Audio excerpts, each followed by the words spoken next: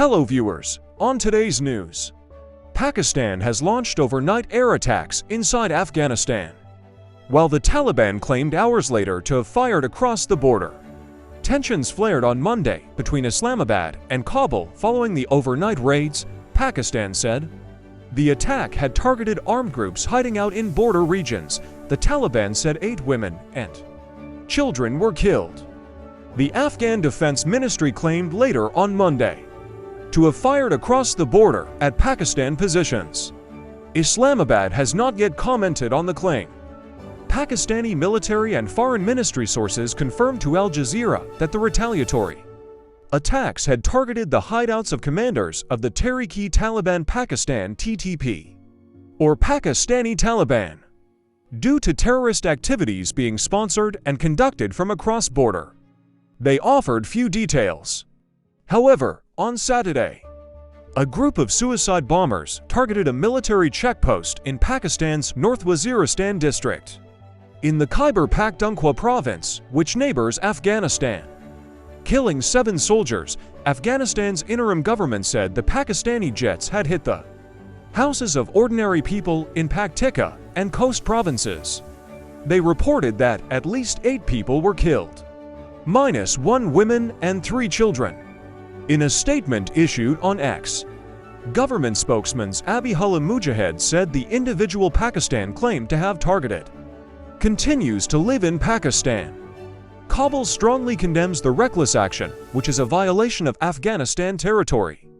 He continued, the Islamic Emirate of Afghanistan, which has a long experience of freedom struggle against the superpowers of the world, does not allow anyone to invade its territory. The Post read, tension has risen between Pakistan and Afghanistan since the Taliban government seized power in 2021.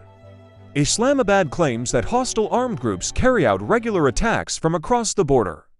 Afghanistan reported in April 2022 that Pakistani airstrikes in the east of the country killed 47 people. Analysts suggest that Monday's strike can be linked to the suicide attack 2 days ago, which was claimed by a newly formed group, Jaish-e Muhammad, which is led by Hafiz Gul Badr, leader of a Pakistani Taliban faction based in North Waziristan. In response, Pakistan's Defense Minister Khawija Asif repeated the claim that armed groups are using Afghan soil from which to launch terrorist attacks inside Pakistan.